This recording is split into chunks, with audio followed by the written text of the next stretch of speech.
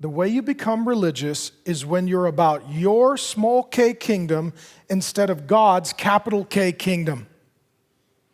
That's why Jesus brings it back to a theology of the kingdom.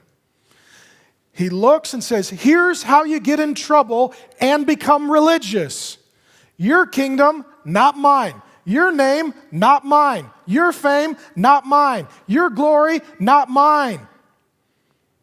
It's not about us. It's all about Jesus. And what happens for those who are into their own kingdom, they replace Christ with cause. Okay, for the religious people here, they were into their kingdom, not Jesus' kingdom. They were into their cause, not Christ. That's the problem.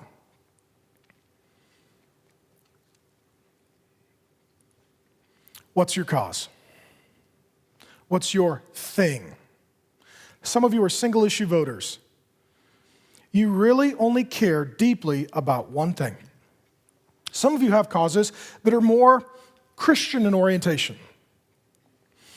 Children, midwives, homeschooling, Christian schooling, public schooling, school choice, conservative politics, pro-life, certain kind of student ministry, youth ministry, family ministry, certain kind of musical style, certain theological system, certain author.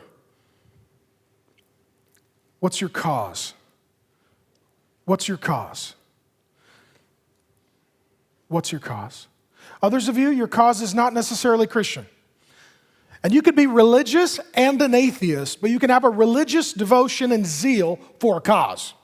Recycling, small carbon footprint, biking to work, feeding hungry people, giving clean water to those who are poor and sick and needy and diseased, health care for those who are in need, affordable housing for those who are poor, liberation for those who are in the sex trade.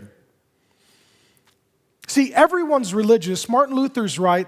Religion is the default mode of the human heart. Some of you have more Christian causes. Others of you have just moral causes. But we all have causes. And some of you would say, don't attack my cause. I have a good cause. And I would say, you probably do. But what about Christ? What about Christ? For this religious pastor and religious people in general, their cause is tradition, their cause is rules, their cause is law, their cause is morality, their cause is our culture, their cause is our way of life, their cause is we're honoring the past. And Christ comes along and says, I don't think that's the most important thing. And they say, then you must die. Because our cause is more important than our Christ. Because our kingdom is more important than his kingdom. And what happens in churches is that they become cause-oriented, not Christ-oriented. Many of you are young, zealous, right? Seattle, Albuquerque, we're moving into Portland and Orange County by God's grace. Filled with self-righteous, religiously devoted, even if not religiously committed, cause-oriented, activistic, motivated young people. But what about Jesus? And churches will pray on this and say, well, now we're into this cause, and it's a good cause, and everybody gets fired up, and then the cause wanes. Then they get another cause, and then that cause kind of wanes. And then they get another cause, and that cause kind of wanes. We're about Christ. We need to remain continually about Christ. And some of you would walk in and look at Mars Hill and say, there's a lot of people. This is a good opportunity for my cause. Put your cause down. We have one cause, Christ. Christ is our cause. And if Christ is continually our cause, we'll get lots of other causes. You go out and feed hungry people. You know why? Jesus was poor, and Jesus cares about the poor.